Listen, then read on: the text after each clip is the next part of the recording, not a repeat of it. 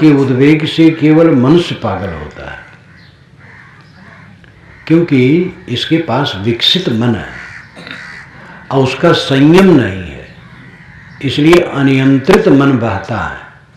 सोचते सोचते मनुष्य का मन फोड़ा हो जाता है और इसी से सारी तकलीफ है।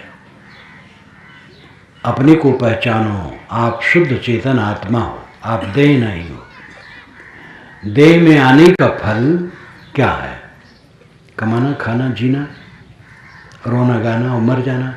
यही कमाना तो मजबूरी है, नहीं कमाओगे खाओगे क्या, साथियों क्या खिलाओगे। खाना मजबूरी है, क्योंकि जब तक जीवन है बिना खाए नहीं चलेगा। लेकिन जीवन जी करके क्या करते हो? रो रो करके जी रहे हो, सब रो रो करके जी रहे हैं। शिकायत शिकायत शिकायत शिकायत, चारों तरफ शिकायत। जानवर रोते रोते नहीं जन्मते हैं, आदमी रोते रोते जन्मता है और जन्मते ही मानो घोषणा करता है कि मैं जीवन भर रोने के लिए जन्मा हूं, और जीवन भर रोता है। शिकायत करना क्या है? रोना। पत्नी से पति को शिकायत, पति से पत्नी को शिकायत, पुत्र की शिकायत, भाई की शिकायत, पिता की शिकायत, पड़ोसी की शिकायत। शिकायत शिकायत ही में आदमी की जिंदगी जाती है। क्या करें महाराज, सुख नहीं मिला, जीवन बीत गया, सुख नहीं मिला, ये शिकायत। सुख को कभी आपने देखा है? एक करोड़पति आए मिलने के लिए, नमस्कार किए और बैठे, कहे महाराज जीवन में सुख नहीं मिला। मैंने कहा आप तो करोड़पति हैं। कहे महाराज लेकिन सुख नहीं मिला। दो लड़के हैं, दोनों के मकान अलग हैं, मेरा अलग है। लड़के तो चाहते हैं उनके साथ रहूं, लेकिन बहुएं नहीं चाहते हैं, इसलिए हम दोनों प्राणी पका के खा लेते हैं। महाराज जीवन में सुख नहीं मिला। तो मैंने कहा कि सुख लाल है कि पीला है कि उजला है कि मोटा है कि पतला है? कभी देखे हैं आप? मिट्टी देखे हैं, पत्थर देखे हैं, कोयला देखे हैं, हीरा देखे हैं, सुख भी कहीं देखे हैं? कहे महाराज जिस पर कभी सोचा नहीं। हम कहे सोचे नहीं और बुढ़ा गए और सुख नहीं मिला और रो रहे हैं। दुनिया में सुख नाम की वस्तु कहीं है ही नहीं, तो आपको मिलेगी कैसे? सुख है सुख की इच्छा मिट जाना। जिसे सुख की ख्वाहिश नहीं वो सुखी है। और सुख कहाँ मानते हैं लोग? इंद्रियों की कुलबुलाहट में, इंद्रियों को चंचल करने में, ममता बढ़ाने में, मोह बढ़ाने में सुख मानते हैं, और वही चल करके वो पीड़ा देता है।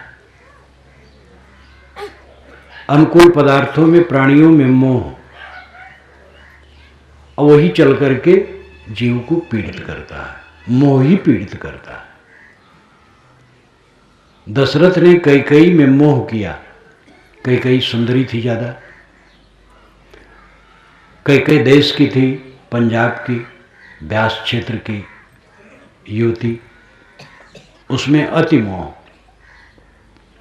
जब विवाह हुआ था तो कैकेयी, नरेश ने दशरथ से कहा था कि कैकेयी से उत्पन्न बच्चा अयोध्या की गद्दी पर बैठेगा, ये स्वीकारें तो मैं शादी करूंगा। दशरथ ने मोह बस स्वीकार लिया। उनसे तो बच्चा होता नहीं था, लेकिन अंत में तीनों रानियों से बच्चे जो हुए तो राम बड़े रहे, क्योंकि बड़ी रानी के भी पुत्र थे, तो उनको गद्दी देना चाहे तो भरत की अनुपस्थित में राम को गद्दी देने की सोचे।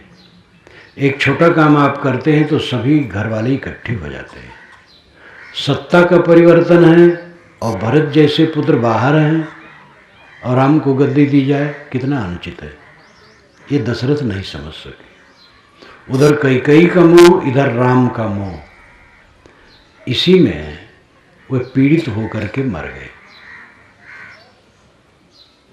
प्रकृति किसी को क्षमा नहीं करती। सीता जी ने सोने का मृग देखा उनको मोह हो गया, ये मृग लाना चाहिए।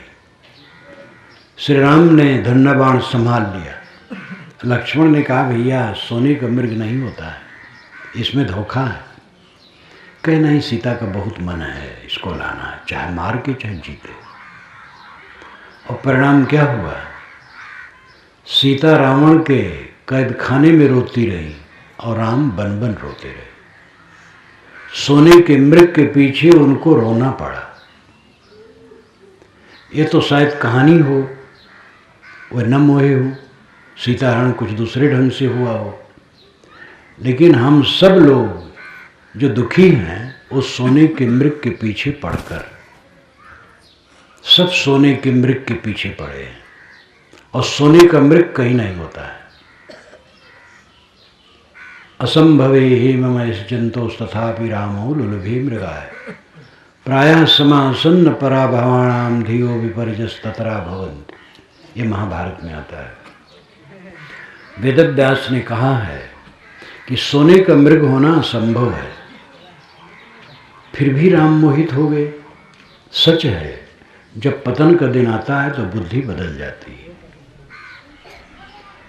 राम सोने के मृग के पीछे दौड़े, सोने का मृग होता ही नहीं है।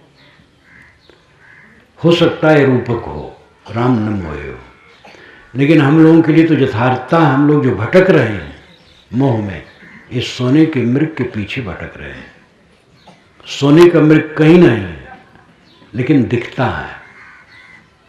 स्त्री और पुरुष में कहीं भी सुख नहीं है, लेकिन दिखता है। स्त्री को पुरुष में और पुरुष को स्त्री में। और इसको लेकर के ऐसा ऐसा अत्याचार होता है, हद है। अभी मैं एक जगह से चला गया था तो वहाँ एक ने बताया एक कांड। मैंने कहा अच्छा ऐसा हुआ, बहुत दुखी था इसी को लेकर। आप लोग तो जानते हैं, रात दिन देखते हैं। स्त्री का शरीर अगर सुख देता है तो स्त्री का शरीर स्त्री को क्यों नहीं सुख देता है? और पुरुष का शरीर अगर सुख देता है तो पुरुष का शरीर पुरुष को सुख दे दे। दोनों को भ्रम है, न स्त्री के शरीर में सुख है न पुरुष के शरीर में सुख है। सुख तो इच्छा के त्याग में है। जब इच्छा की निवृत्त होती है, आत्मसंतोष होता है, सुख की इच्छा जब नहीं रहती है, तब सच्चा सुख होता है। मृग तृष्णा, मन की मृग तृष्णा जब खत्म हो जाती है, तब सच्चा सुख होता है। ये समझ में कैसे आए? जगत की स्थिति पर ध्यान दो। जिस चीज को आप देखते हो वो प्रकृति का विकार है। प्राणियों के सारे शरीर प्रकृति के विकार है और सारे पदार्थ प्रकृति के विकार है। मिट्टी, पानी, आग, हवा, इनका समुच्चय प्रकृति कहलाता है। और प्रकृति से दुनिया की जितनी दिखाई देने वाली चीजें हैं सब निकलती हैं और उन्हीं में लौटती हैं। जैसे समुद्र में से तरंग उठती है और समुद्र में ही लीन होती है, वैसे प्रकृति से सारी निर्मित वस्तुएं निकलती और उसी में लीन होती है। रात दिन यही चल रहा है। इस परिवर्तनशीलता को देखो तो मोह नहीं होगा। मोह कैसे मिटे? मोह पीड़ा है, मोह फांसी है, मोह क्लेश है। मोह के कारण सब लोग दुखी हैं। कल एक महिला अत्यंत पीड़ित थी, भैंसमुड़ी में था, कार्यक्रम समाप्त हुआ, मेरे सामने आई। उसका पति एक्सीडेंट में मर गया। पति 50 वर्ष से ऊपर का होगा, अमेरिका में थे। वो तो घर में थी, पति घूमने निकला, एक गाड़ी रौंद करके चली गई। मैंने कहा जितना तुम दुखी होगी उतना अपना नुकसान करोगी, वो लौट नहीं सकते। किसी भी युग में अगर हम पीड़ित होते हैं, पीड़ित होने से लौट आए तो लौटा लिया जाए। इसी छत्तीसगढ़ में मैं एक जगह गया, तो एक भक्ति बहुत समझदार मिलने आए, उसका पति भी मर गया था। मैंने कुशल मंगल पूछा तो भावुक होने लगी। मैंने कहा देखो, अगर तुम रोना शुरू करोगी तो ठीक नहीं, अगर रोने से लौट आवे तो मैं भी रोऊंगा, और लौटना नहीं है तो रो करके क्या करोगी। तो शांत हो गई। बहुत समझदार है, अभी भी है। कोई जब मर जाए तो स्वाभाविक थोड़ा रोना हो जाता है, लेकिन छाती कूटना और भोजन न पचना, न खा पाना, नींद न आना, चिंतित रहना, ये गलत है। जो जीवित हैं उनकी सेवा करना है और अपना स्वस्थ रहना है। इसलिए जो चले गए उनकी चिंता न करो, जो हैं उनकी सेवा करो। संसार में कोई अमर होके नहीं रहता है। शरीर तो नाशवान है, आत्मा अमर है। देह मिट जाने पर भी आत्मा अपने कर्मों के संस्कारानुसार आगे सुख दुख प्राप्त करता है। इसलिए अपने को संभालो। मोह पीड़ा है। जिसको 100 जगह मोह है उसको 100 पीड़ा है।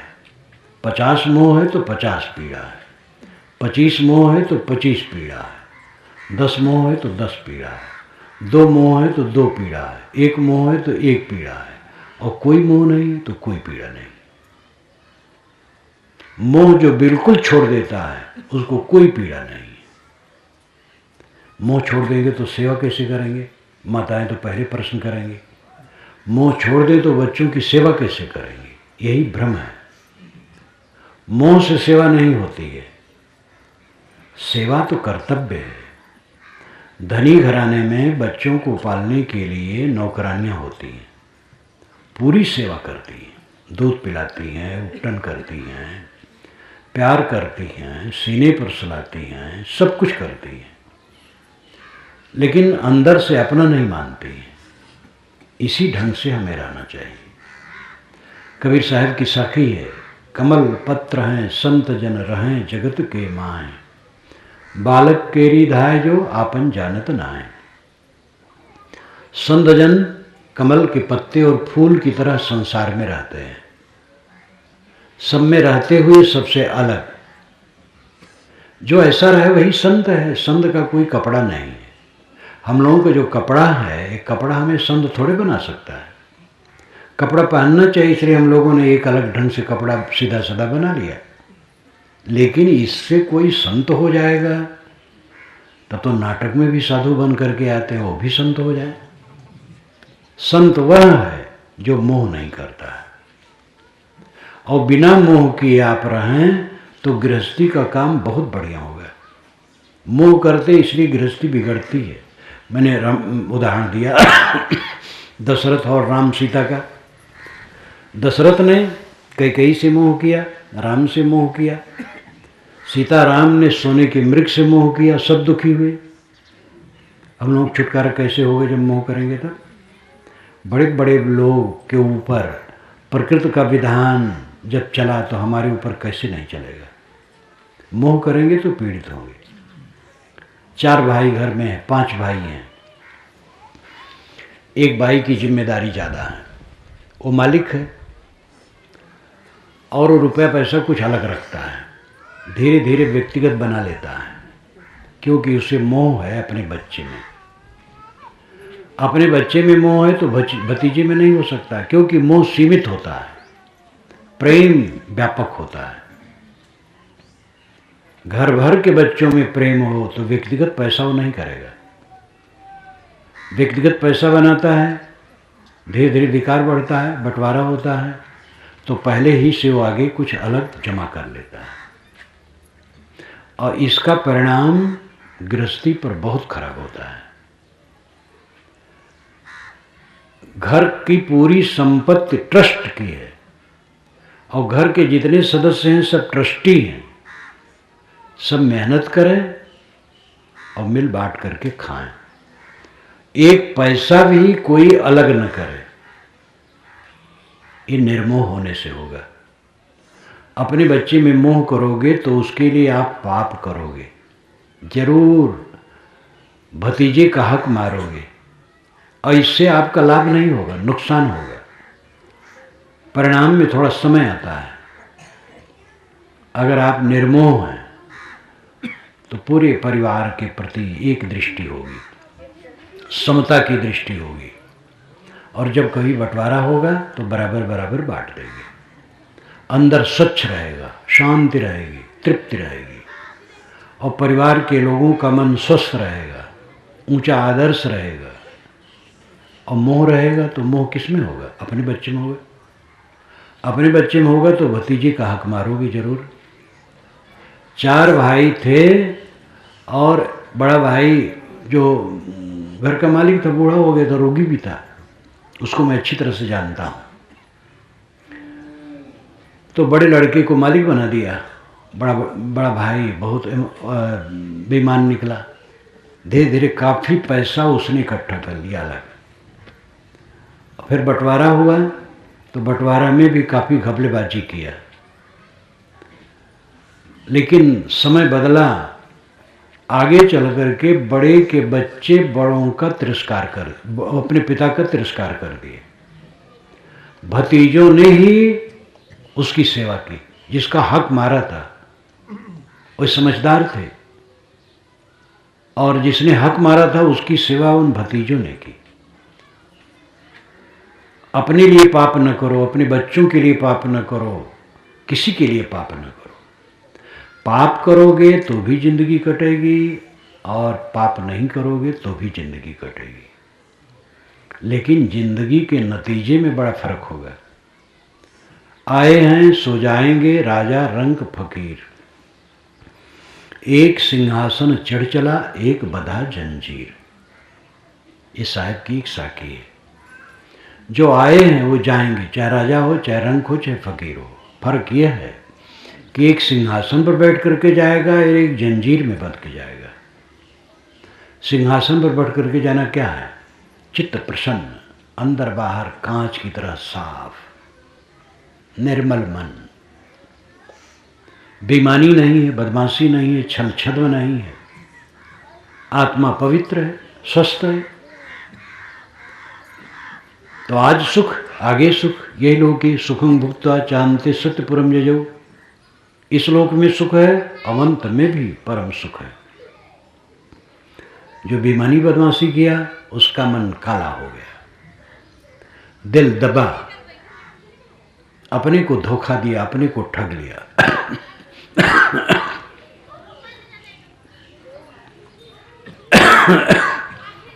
जिसको उसने धोखा दिया उसका गुजर रुका नहीं, उसका भी गुजर हुआ। कभी कभी ऐसा हो जाता है कि लोगों के घर में चोरी या डाका हो जाता है और उनकी बहुत सारी संपत्ति चली जाती है, लेकिन फिर कुछ दिन में उनका सब हो जाता है, ठीक हो जाता है। पाकिस्तान का जब बंटवारा हुआ है तो सरदार लोग जब आए हैं, हम लोगों का निवास उत्तर प्रदेश में रहा है और पंजाब उत्तर प्रदेश से पश्चिम पड़ता है, सारा आक्रमण उसी तरफ से हुआ है, खैबर दर्रा से,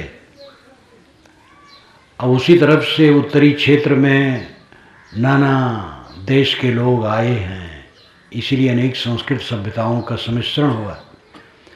पाकिस्तान का जब बंटवारा हुआ और रक्तपात हुआ वहाँ, तो पंजाबी लोग जब आए हैं तो कितने लोग तो बेचारे, उनके परिवार सब काट डाले गए थे और संपत्ति सब छिन गई थी। केवल शरीर पर जो कपड़े थे वही थे, लेकिन आकर के वे फिर जम गए, कमाने खाने लगे, सेठ साहूकार भी हुए। कितने लोग बाल बच्चे सहित आए, कितने लोग कुछ बचा पाए थे लाए, लेकिन सबका सब कुछ हो गया। आप अकेले इस गांव को छोड़ करके किसी तरफ चल दें, अकेले, केवल अकेले, तो भी आप जहां जाएंगे आपका गुजर बसर हो जाएगा, सब व्यवस्था हो जाएगी। ये विश्वास करें, इसलिए पाप न करें। मोह से पाप होता है। मोह फायदा नहीं करता, नुकसान करता है। संयुक्त परिवार में समता की बुद्धि रखें, सभी बच्चे अपने हैं, परिवार में जितने बच्चे हैं सब अपने हैं। थोड़ी ममता की जरूरत पड़ती है, बिना ममता के काम न चलेगा। कोई किसान खलिहान से धान ओसा करके अपने घर में ला के रखेगा, एक एक टोकरी घर घर उड़ेलते नहीं आएगा। ये न व्यवहार है और न समझदारी है। अपने घर में ला के रखेगा, अपने घर की ममता है, अपने परिवार की ममता है। महात्मा भी अपने आश्रम में जाके रहेंगे, वहाँ की व्यवस्था करेंगे। जो आश्रम नहीं बनाए हैं वह भी अपना कमंडल, अपनी लंगोटी संभालेंगे। तो कुछ ममता की जरूरत है, लेकिन वो ममता बहुत सावधानी से करना चाहिए, बहुत हल्की हल्की ममता, क्योंकि यहाँ पर किसी का कुछ भी स्थिर नहीं है। जहाँ हम बैठे हैं हमारे नाम से जमीन है, मकान है, खाता है, सब कुछ है, लेकिन एक सेकंड में कुछ नहीं रहता है। हमारे भक्त दुर्ग जिले में थे, हमारी उम्र के थे, चाय पिए, उनके घर हम लोग खूब रहते थे। गुरुजी के साथ जब पहली बार मैं आया हूँ सन 1954 में, तब भी उनके यहाँ जाना हुआ था, तब 55 लग गया था। और उन्हीं के घर में करीब करीब पूरा समाज रहता था। अभी गत वर्ष में उन्होंने फिर कार्यक्रम करवाया था, अभी कुछ महीने हुए हैं।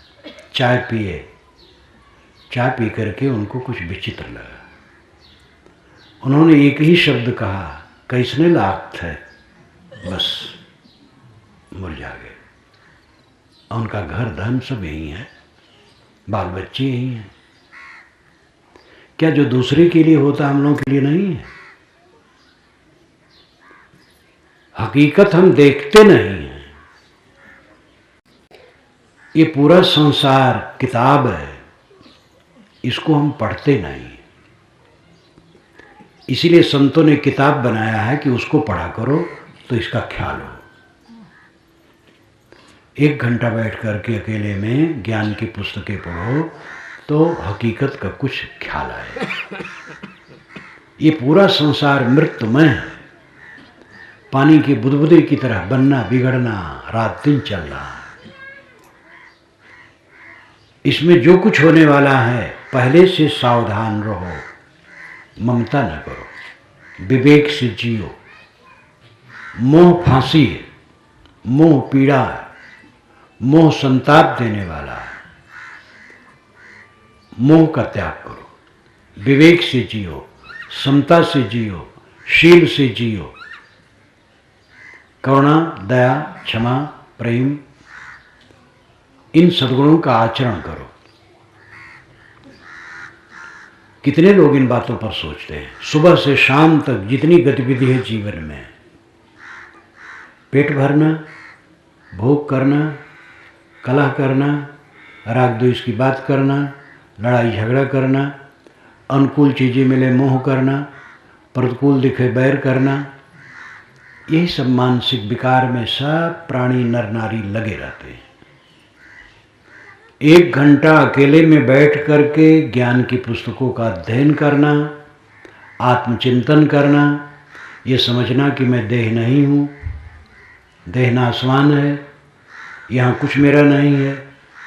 हमारे बाबे दादे चले गए, दादे बाबे और परपाजी जिनके अब हुई भाड़े हो, आंधर भय हियो की फूटी तिन काहे सब छाड़े हो। ई संसार सार को धंधा अंत काल कोई नाही हो, उपजत बिनसत बार न लागे जो बादर की छाई हो। नाता गोता कुल कुटुंब सब इनकर कौन बढ़ाई हो, कहें कबीर एक राम भजे बिन बूढ़ी सब चतुराई हो। राम भजन बिना सब चतुराई डूबेगी। राम क्या है? घट घट में बैठा वही राम। कबीर का राम एक देशी नहीं है, एक व्यक्ति नहीं है। कबीर का राम, जिसको राम कहते हैं कबीर, वो राम श्री राम में भी है और दशरथ में भी है, रावण में भी है, हम में भी है और आप में भी है। कहें कबीर ये हरि के बूता, राम रमे ते कुकुरी पूता। राम तो कुकुरी के पूत में भी रमा है। जो सभी प्राणी में राम तत्व को समझता है वो किसको तकलीफ देगा। कबीर का राम वह है जिसको कोई काट न सके। श्री राम को जो परमात्मा मानते हैं तो कुछ लोग हैं, श्री कृष्ण वाले ही श्री राम को श्रेय नहीं देते हैं। जो कट्टर कृष्ण उपासक हैं वो राम राम नहीं कहते हैं, और कट्टर राम उपासक कृष्ण कृष्ण नहीं कहते हैं, और कट्टर शैव ये दोनों को नहीं कहते हैं। लेकिन जिस राम को कबीर कहते हैं उसको मुसलमान भी मानेंगे, ईसाई यहूदी भी मानेंगे।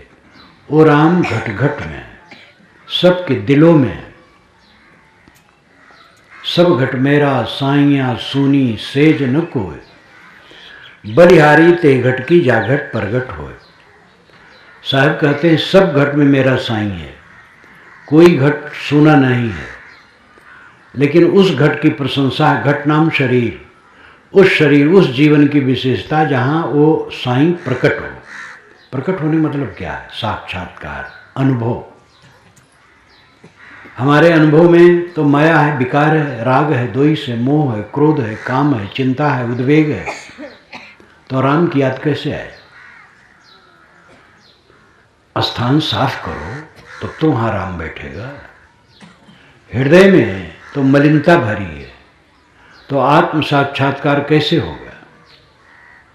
हृदय की मलिनता दूर हो तब राम का अनुभव होगा। कबीर मन तो एक है, भावे तहाँ लगाओ, भावे गुरु की भक्ति करो, भावे विषय कमाओ। साहब कहते मन तो एक है, आपका मन जहाँ चाहो तहाँ लगाओ, चाहे विषय विकार में लगाओ, चाहे गुरु की भक्ति में लगाओ। मन जब विकारों में जाएगा तो राम में कैसे रहेगा, और राम में रहेगा तो विकार में कैसे जाएगा? भीतर राम है, बाहर विकार है। वैसे मन ही में विकार है, लेकिन बाहरी चीजों से प्रभावित होकर के वो विकार उदय होता है। बाहरी चीजों से जो प्रभावित नहीं होता है उसका मन शुद्ध रहता है। सारा संसार, ये संसार सकल है मैला, राम गहे ते सूचा, कहें कबीर राम नहीं छाड़ो, गिरत परत चढ़ी ऊंचा। ये सारा संसार मैला, कला कला कला, चारों तरफ कला, मोह और बैर, इसी का तांडव चारों तरफ है। राम गहे ते सूचा, जो अंतरात्मा को राम को समझता है और उधर साधना में लग जाता है वो सूचा, शुद्ध हो जाता है। कहें कबीर राम नहीं छाड़ो, गिरत परत चढ़ ऊंचा। साहब कहते हैं संसार के नर नारियों, राम को न छोड़ो, आत्मा राम का बोध प्राप्त करो, गिरते पड़ते ऊंचे चढ़ चलो। आदमी साधना करता है तो साधना करते करते फिसल जाता है, फिर उठना चाहिए, फिर उठना चाहिए, घबराओ मत। गिरत परत चढ़ ऊंचा, एक लागे कोई सिद्ध नहीं होता है, शुरू करो। इतने लोग नर नारी बैठे हैं, इनमें से कितने लोग हैं जो 1 घंटा अलग बैठते हों, अवध्ययन ध्यान चिंतन करते हो, 1 घंटा समय देते हो। और 1 घंटा देना कोई कठिन नहीं है। आप अखबारबाजी में समय बर्बाद करते हैं, टीवी में बर्बाद करते हैं, गपबाजी में बर्बाद करते हैं। अगर समझदारी हो, 1 घंटा अकेले में बैठें, ज्ञान के ग्रंथ पढ़ें, आत्मचिंतन करें, ध्यान करें, देखें मन को।